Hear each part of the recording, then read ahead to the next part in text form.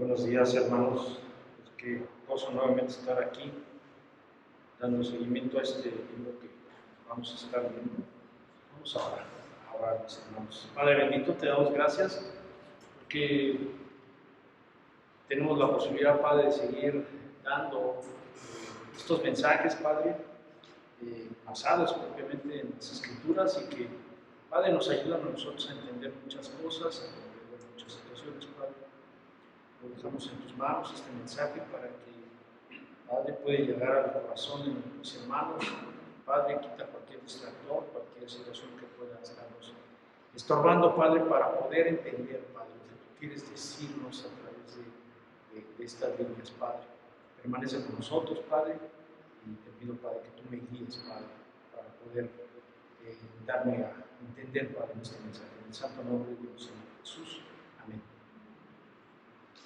Y bueno, pues este mensaje yo lo titulé Bautismo de Jesús, testimonio de obediencia al hombre. Y pues ya leímos esta lectura que es de Marcos. Y pues la semana pasada nuestro hermano Jorge nos dio una introducción muy completa del libro de Marcos para iniciar precisamente los mensajes de este libro. Uno de los 4 considerados los evangelios del Nuevo Testamento. Ciertamente hay algunas similitudes con Mateo, Lucas y Juan, pero vamos a ver detalles importantes en estos textos que el día de hoy trataremos de encontrar explicación y bondades de este pasaje. Marcos ha estado describiendo el ministerio preparatorio que Juan el Bautista realizó ante la inminente venida del Mesías prometido. Ahora, por fin, nos va a presentar a Jesús, el personaje central de todo el Evangelio, el personaje principal del Antiguo Testamento, el personaje central del cristianismo. A partir de aquí, quiere que nuestras miradas se centren única y exclusivamente en Él y en el propósito justamente de su venida aquí entre nosotros. De manera personal, considero que muchos detractores podrían tomar esto como una exageración y tal vez se hagan las preguntas, ¿por qué tengo que centrar mi interés en todas las situaciones en este personaje? ¿Acaso tengo que obedecerlo? ¿No puedo disfrutar de todo lo que el mundo me ofrece? Justo de ahí se derivan muchas malas costumbres que tienen justamente a la humanidad engañada. Porque en algunos casos quieren mezclar a Dios con las cosas del mundo. Y en otros, lamentablemente, Dios para muchos ya no existe en la mente de la gente. Yo no sé que las nuevas generaciones, ¿cómo estará su situación en ese sentido? Y bueno, este es un comentario que surge porque hay situaciones que a lo mejor pues, muchos no vemos porque estamos en otros lugares o no alcanzamos a distinguirlas o no nos las dan a conocer.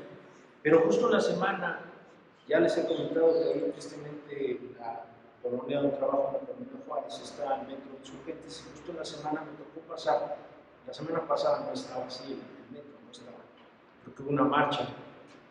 Entonces me tocó ver diferentes grafitis de este grupo de homosexuales que hicieron pintas en la zona, justamente de ahí de los maceteros grandotes, y quedé horrorizado, mis hermanos, en pensar cuánto odio puede sentir un ser humano que vive engañado justamente por Satanás, cuánto enojo, cuánta rabia. Son grafitis que estaban ahí.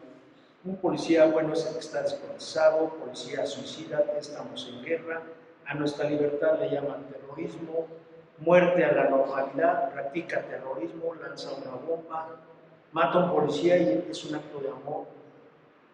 No hay que normalizar nada, hay que abolir todo. Si no eres gay, trans o LTBC, que hoy está de moda, suicídate. No queremos empaques de arcoíris, queremos tiendas quemadas y saqueadas. Esos son los pensamientos de todos estos grupos que hoy en día están de moda en nuestro país. Después de todo lo anterior, realmente con tristeza tengo que reconocer que la situación cada día se agrava más en el mundo. Hablamos hace 15 días sobre la disciplina y corrección, y al ver a un mundo corrompido y degenerado, no dudo que actualmente hay un alto porcentaje de niños, niñas, jóvenes y jovencitas, e incluso adultos, que ya no están siendo instruidos de ningún tipo de doctrina, lo cual deriva por obviedad lo que estamos viendo hoy con hombres y mujeres que no tienen reglas, principios, que no tienen valores, que los incite precisamente a actuar respetando a los demás. Ya no existe la dignidad, el pudor y la vergüenza. Todo lo que llame al desacato, transgresión, violencia, destrucción y depravación es algo ya normal, es algo ya natural para ellos. Ser opositor a la ley y mandamientos es una práctica común en nuestra sociedad, en todo el mundo hoy en día. Antes de entrar al tema de hoy, vamos a tratar de encontrar el significado de este acto. La palabra bautismo se deriva del verbo baptizein, que significa sumergir o lavar. Indica simbólicamente una purificación que se hace por medio del agua. Se encuentra como un dato común en la fenomenología de las religiones. Aquí se considera ante todo el hecho de si Jesús fue bautizado y cuál es el valor que su bautismo tiene para la teología. Mediante el bautismo dejamos atrás nuestra antigua vida y comenzamos una nueva vida como discípulos de Jesucristo. Cuando se nos confirma, llegamos a ser miembros de la Iglesia. El bautismo también incluye un convenio sagrado, una promesa entre el Padre Celestial y la persona que se está bautizando. Hay que indicar, en primer lugar, que la simbología de la purificación a través del agua está a menudo presente en el Antiguo Testamento. La carta de Pedro ve en el agua del diluvio un signo que prefiguraba el bautismo. Dice 1 Pedro 3, 20, 21, 20. Los que en otro tiempo desobedecieron cuando una vez esperaba la paciencia de Dios en los días de Noé, mientras se preparaba el arca, en la cual pocas personas, es decir, 8, fueron salvadas por agua. El bautismo que corresponde a esto ahora nos salva, no quitando las inmundicias de la carne, sino como la aspiración de una buena conciencia hacia Dios, por la resurrección de Jesucristo. También Ezequiel vislumbra en el agua que purifica la acción futura que se realizaba con el don del Espíritu. Justamente nos dice en Ezequiel 34, 24, 27, yo Jehová los seré por Dios y mi siervo David, príncipe en medio de ellos.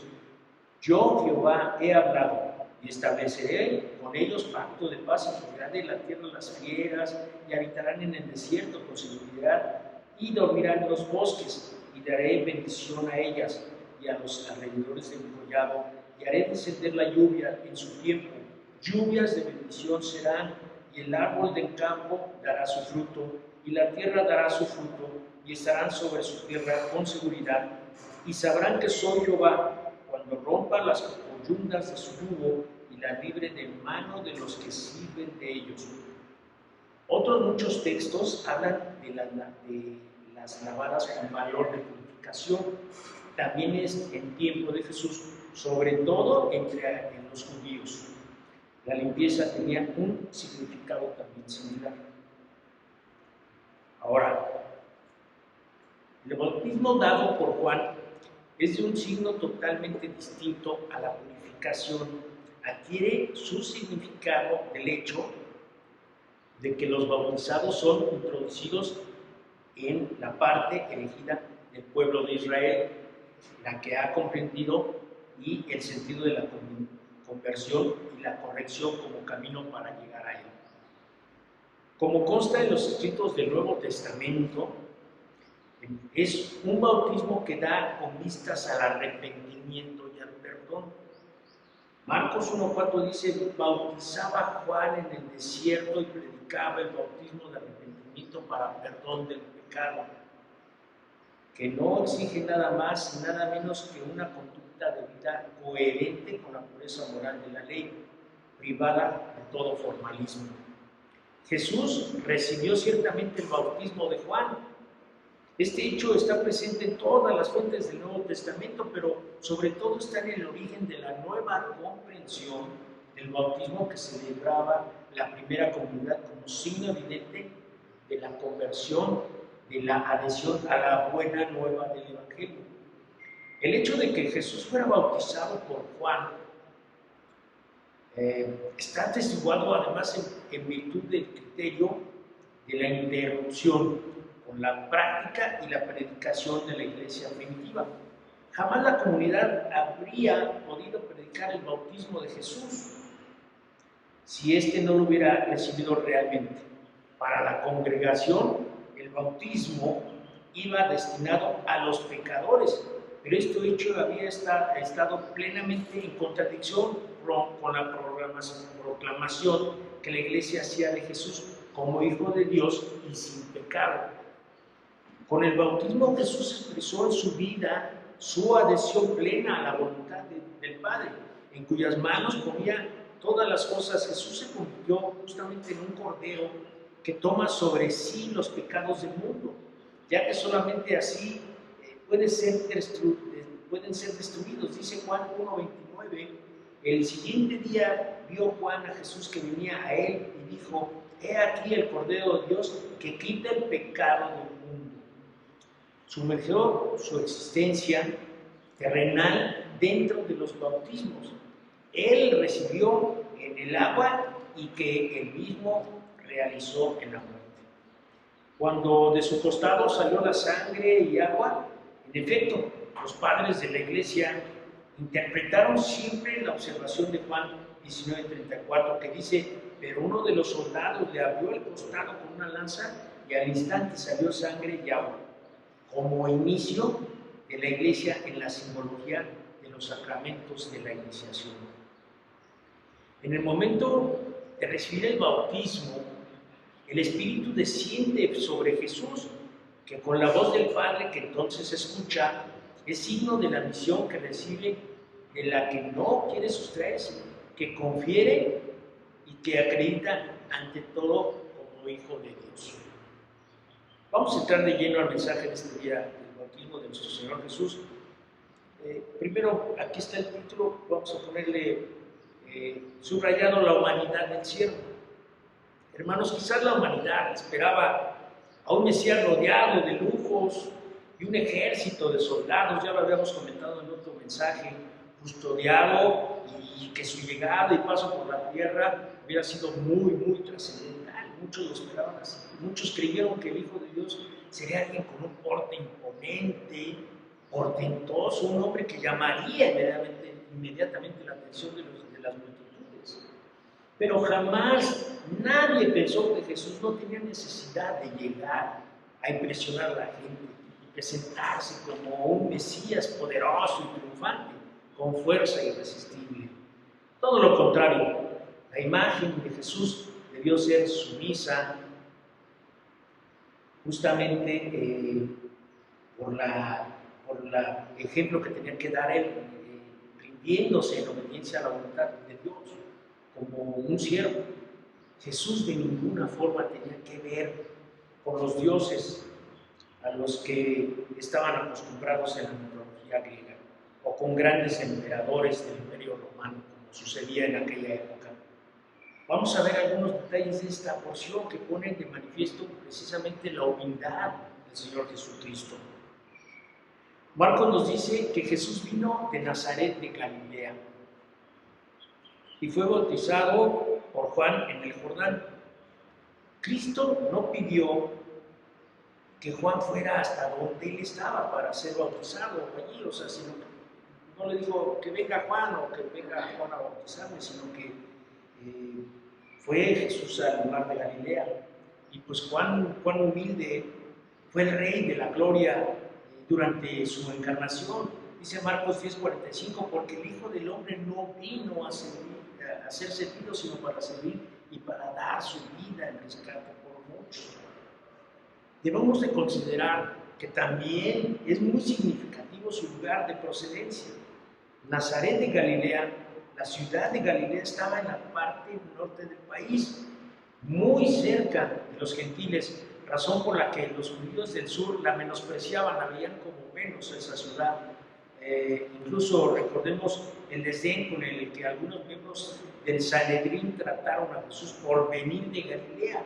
Dice en Juan 7:52, respondieron y le dijeron a Nicodemo, ¿eres tú también Galileo? Escudriña y ve que de Galilea nunca se ha levantado un profeta. Aprovecho para recordarles que cuando vimos el libro de Hechos explicamos lo que era un Sanedrín. Es el Consejo Supremo Nacional y Religioso de los judíos. O sea, era muy importante el Sanedrín. Hermanos, pero por si esto no fuera suficiente, además el Señor pasó su juventud en Nazaret, un pueblo tan insignificante que ni siquiera mereció una mención en todo el Antiguo Testamento. De hecho, sus habitantes no eran considerados ni aún entre los propios galileos. Juan 1:46 dice, Natanael le dijo, ¿de Nazaret puede salir algo de bueno? Le dijo Felipe, ven y ve. Así es como estaba considerado también esta ciudad allá en Galilea. Cuando Jesús iba a ser bautizado, no buscó un lugar especial o se hizo notar delante de los demás. No quería tomar privilegios especiales, como si estuvieran informados en algún lugar y tuviera yo un puesto importante y dijera, oye, yo tengo prisa y soy muy importante y me tengo que informar antes que tú. No, mis hermanos, realmente de esto justamente se trataba de la vida de Jesús, la enseñanza de humildad para el mundo. Así es que él mismo se colocó entre los pecadores que eran bautizados por Juan. Jesús estaba completamente libre de pecado, mis hermanos. Eso es también otra de las situaciones muy importantes. No obstante, se puso en medio de aquel grupo de pecadores. Este pequeño acto, mis hermanos, muestra la absoluta sencillez del Señor Jesucristo, su obediencia y su espíritu de servicio, que debe de servirnos a todos nosotros. ¿Por qué Jesús acudió con Juan el Bautista para ser bautizado?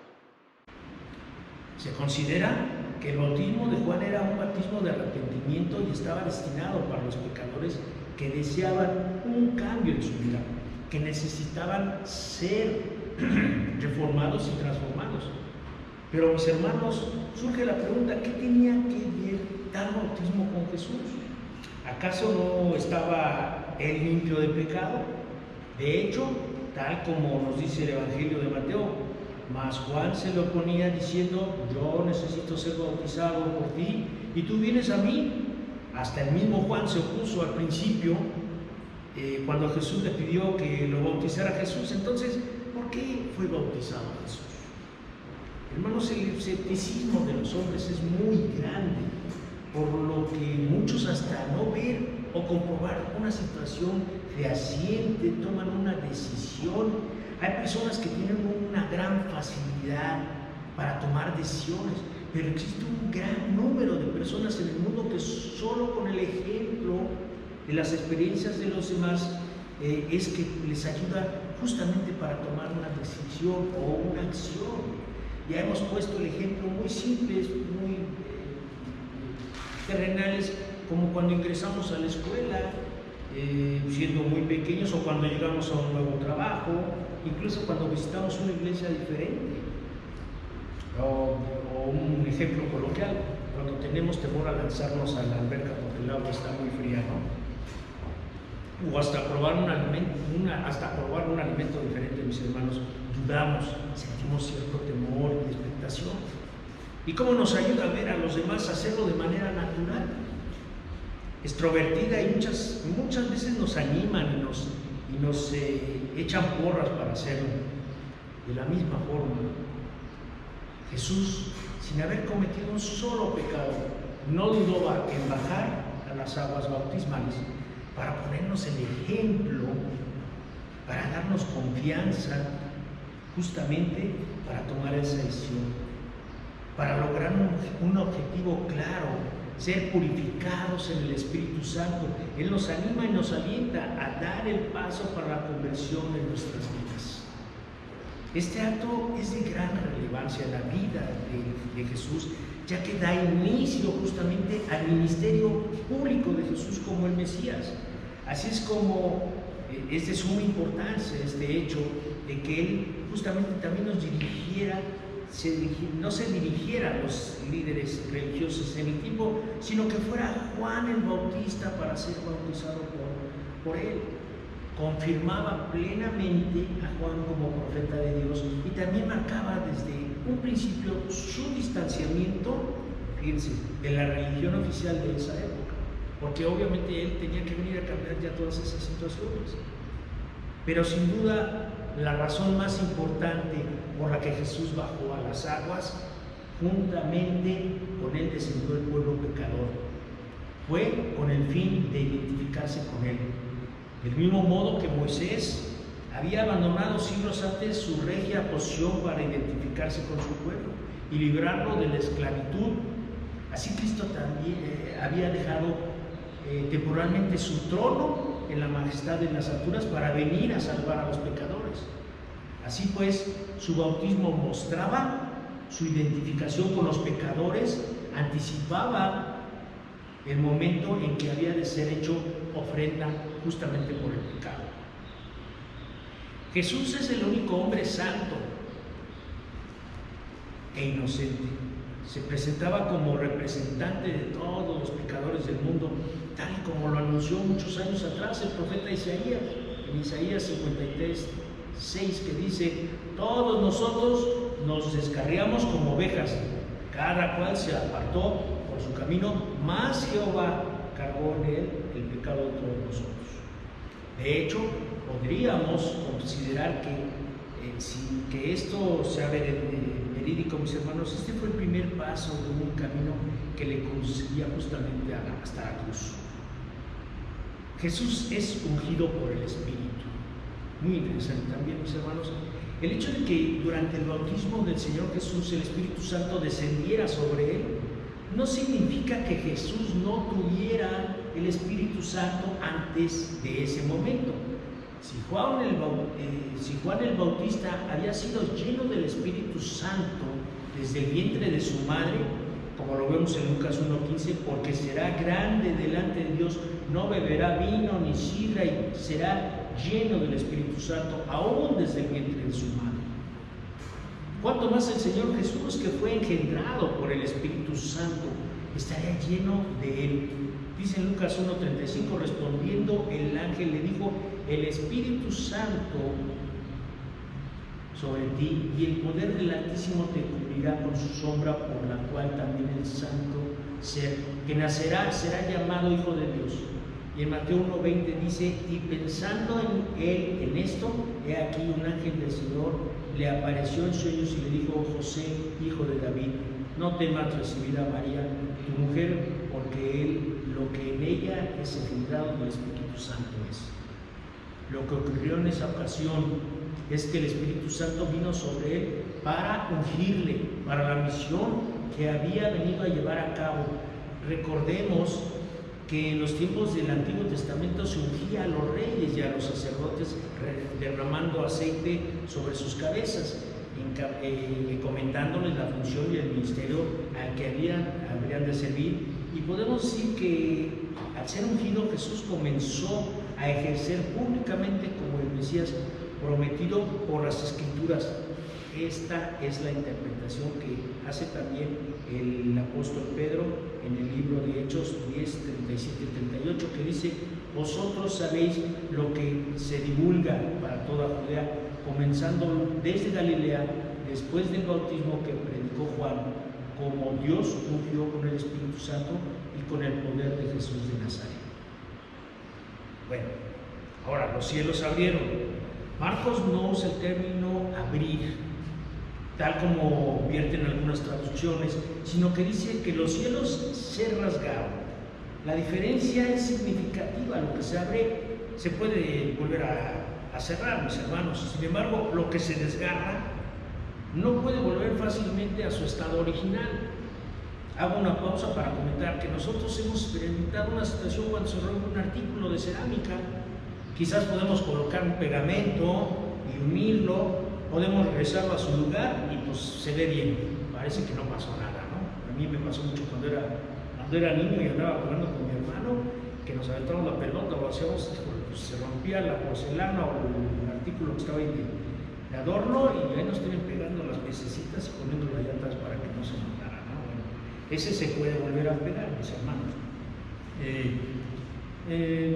Pero cuando se desgarra una playera, una camisa, un pantalón, pues se puede surcir, pero la prenda ya no quedará igual. Quizás se vean las puntadas de la unión, que a simple vista se verá antiestética. Ya nunca volverá a ser igual.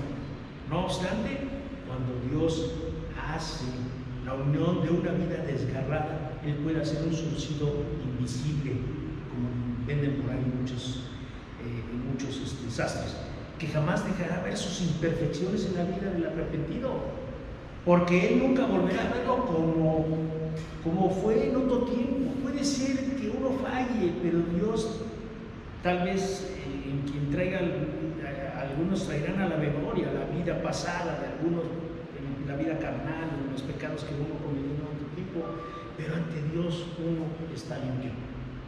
Eso es lo más importante, porque este desgarre lo une Dios y no pasa absolutamente nada. Veamos el significado de estos detalles. Por primera vez desde la inocencia de Adán, se hallaba un hombre sin pecado en la tierra y por tanto no había obstáculo alguno entre él y el cielo. Era el cumplimiento de la oración y la súplica del profeta Isaías 64:1 que dice: oh, si rompieses los cielos y descendieras.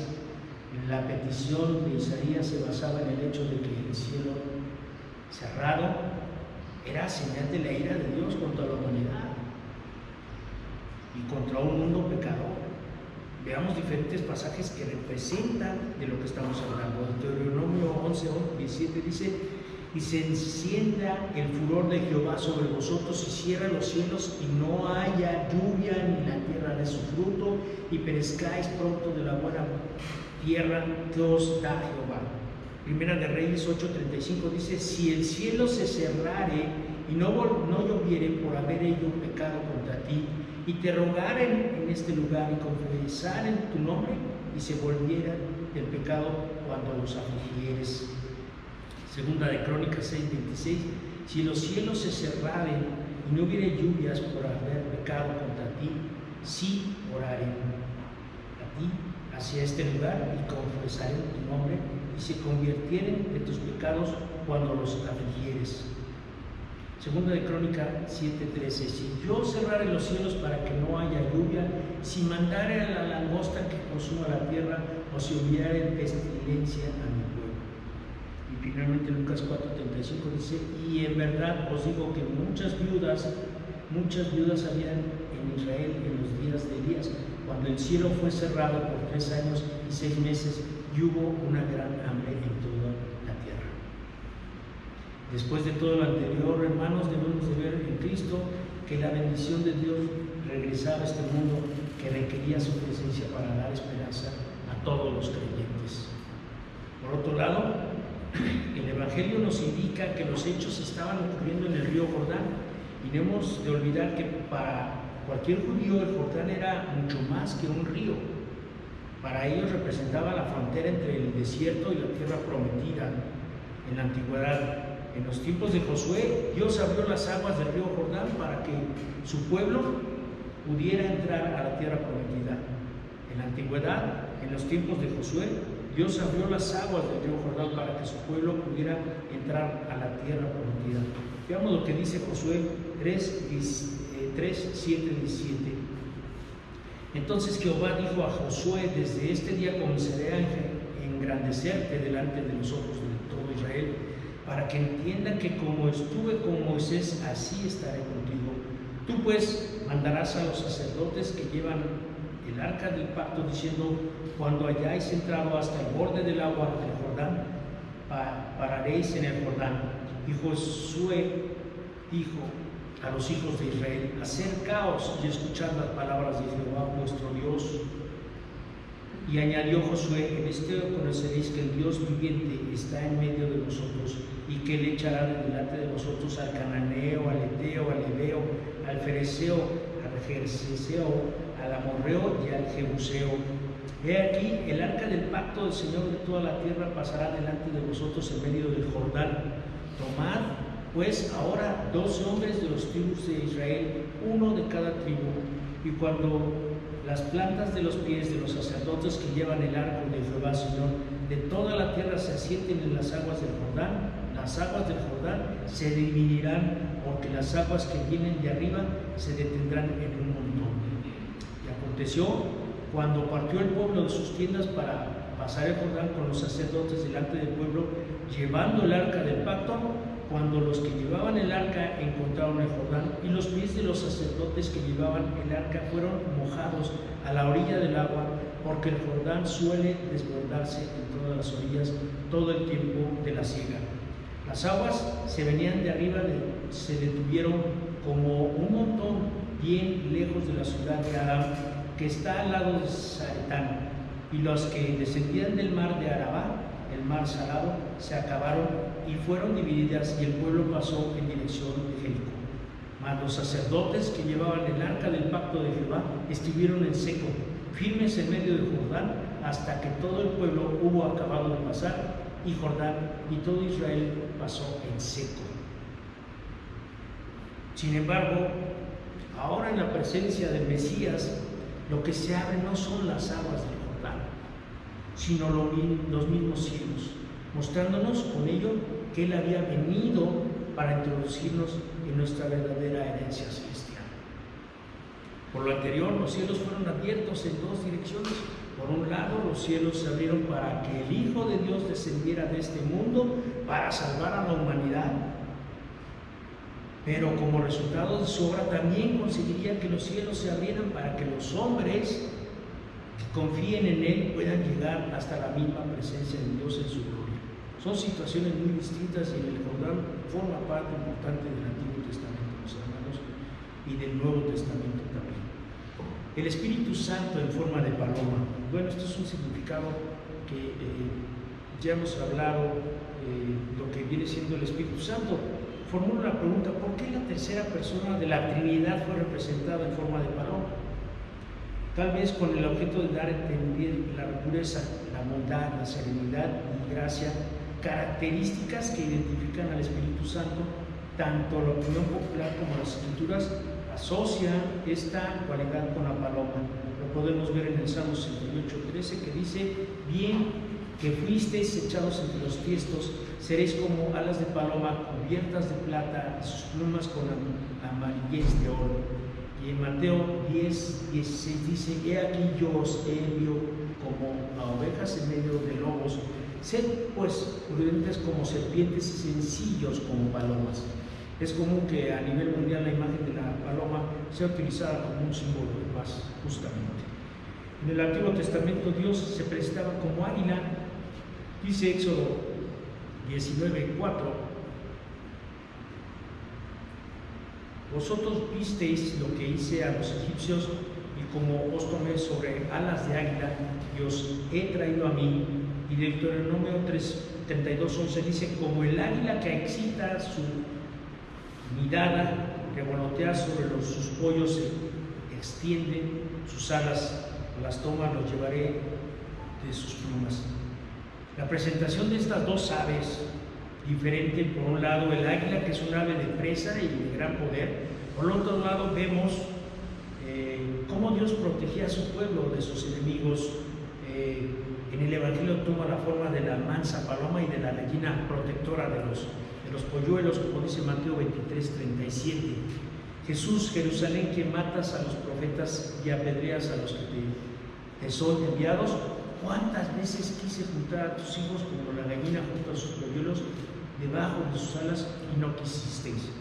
Así que el Espíritu Santo se representa como una suave paloma suspendida en el aire. Era el mismo Espíritu de Dios que Génesis 1:2 dice: y la tierra estaba desordenada y vacía, y las tinieblas estaban sobre la faz del abismo, y el Espíritu de Dios se movía sobre la faz de las aguas.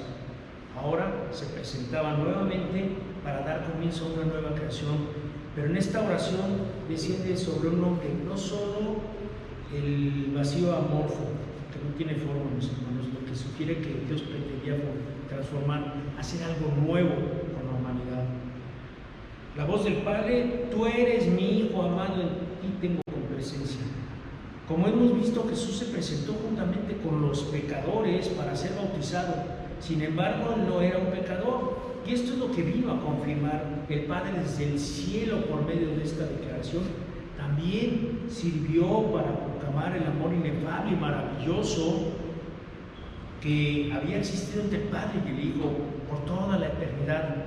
Además, el lenguaje de Marcos nos recuerda a otras porciones del Antiguo Testamento. Dice Isaías 41:1: he aquí mi siervo, yo le sostendré, mi escogido, en quien mi alma tiene contentamiento. He puesto sobre él mi espíritu, él traerá justicia a las naciones. Vemos al Mesías como un siervo sobre el que Dios ha puesto su espíritu y en quien tiene su contentamiento. Este sería el encargado de traer justicia a las naciones. Era una gran encomienda que Jesús sin duda haría para cumplir con su objetivo al llegar a la tierra. Génesis 22:2 dice: y dijo, toma ahora tu hijo, tu único Isaac, a quien amas, y vete a tierra de Moriah y ofrécelo allí en holocausto sobre uno de los montes que yo te diré. En estos textos se usa el lenguaje similar cuando Dios le pide a Abraham que le ofrezca en sacrificio a su único hijo al que amaba, y del mismo modo Dios estaba entregando a su propio hijo para morir por los pecados, y quiere ayudarnos a entender en alguna medida de lo que él sentía al hacerlo. Salmo 2:7-8 dice: yo publicaré el decreto, Jehová me ha dicho, mi hijo eres tú, yo te engendré hoy. Pídeme y te daré por herencia las naciones y como posesión tuya los confines de la tierra. En este pasaje se nos presenta al Mesías como el Hijo de Dios, designado para gobernar al mundo después de haber sido despreciado por los gobernantes y el pueblo. Quizás el texto no nos explica por qué Dios se complace en su Hijo amado. Podemos deducir que se debe al hecho de que Jesús se presentara humildemente para ser el Salvador de los hombres. Esto agradaba al Padre, que por su parte anunciaba su plena aprobación a la misión del Hijo de buscar y salvar a los que estaban perdidos, y le aceptaba como el mediador, el sustituto, el fiador, el nuevo pacto. Conclusión, hermanos, vamos a tratar de resumir y ver los aspectos más relevantes del significado del bautismo del Señor Jesús. Estoy consciente, mis hermanos, que es un tema el cual se puede utilizar para preparar muchos otros mensajes, mis hermanos. Se puede ir a escudriñar diferentes situaciones para poder encontrar otros mensajes en estos textos de Marcos, mis hermanos. Y bueno, la obra de la redención es el trino Dios. Aquí vamos a ver esa parte. Y bueno, pues el Padre la ordenaba y aprobaba. El Hijo la llevaba a cabo su obra. El Espíritu Santo embestía o ungía al siervo. Por otro lado, Cristo se ofreció a sí mismo como el siervo y fue aceptado por el Padre. Cristo es un ejemplo de consagración personal. Así es que hay que tener obediencia al Padre, compromiso con el reino de Dios, humillación personal, mis hermanos, vida en la plenitud del Espíritu Santo. Finalizo invitándoles a seguir el ejemplo de nuestro Señor Jesús, para que aquellos que aún no se han bautizado tomen la decisión de bajar a las aguas, no porque seamos santos o perfectos, mis hermanos, porque Dios ama a todo aquel que viene con Él en arrepentimiento, y Él le va a perdonar todos sus pecados, mediante el reconocimiento del Señor Jesús como su único y suficiente Salvador. Justo es decir, que para aquellos que ya lo hayamos hecho, hagamos una retrospectiva de nuestras vidas para que, si es necesario, renovemos algunos detalles que tenemos por ahí, quizás acumulados, quizás que están ahí rezagados, y que pues, nuestros votos de amor, mis hermanos, sean renovados a nuestro Señor Jesús en gratitud por lo que Él nos pidió en su momento. Él es el mejor ejemplo, mis hermanos, que puede haber para que nosotros bajemos justamente a las aguas y bautizarnos. Y pues nada más les dejo de tarea estas preguntas. ¿Por qué cree que los 4 evangelios dejan constancia del bautismo de Jesús? ¿Por qué fue Jesús para ser bautizado por Juan Bautista? ¿Por qué el Espíritu Santo descendió sobre Jesús en su bautismo? ¿Cree que hay alguna relación del hecho de que los cielos se abrieron cuando Jesús fue bautizado y que el velo del templo se levantara cuando Jesús murió en la cruz? Razones de respuesta, mis hermanos. Y bueno, pues entonces esa es parte de lo que yo encontré en este mensaje, mis hermanos. Espero que sea de sus vidas. Vamos a concluir con una oración. Padre bendito, te damos gracias, Padre, porque este acto, Padre, que llevó a cabo nuestro Señor Jesús al bautizarse en el río Jordán, Padre, fue un acontecimiento especial, porque a partir de ahí Él inició su ministerio en la tierra antes de llegar a la cruz, y que nos da el ejemplo de lo necesario que es que nosotros seamos limpiados, seamos purificados, seamos, Padre, nosotros transformados justamente en este acto, para que nuestras ideas, pensamientos, nuestra manera de vivir y todo lo que nosotros hoy estamos experimentando sea cambiado, Padre, y que podamos ver la vida desde otra perspectiva, no como en otro tiempo, Padre. Te pido, Padre, que tanto a mí como a cada uno de mis hermanos, Padre, este mensaje nos sirva en nuestra vida cotidiana, Padre. Gracias te doy por la oportunidad de transmitirlo a mis hermanos. Te doy gracias en el poderoso nombre de mi Señor Jesús. Amén. Amén, hermanos.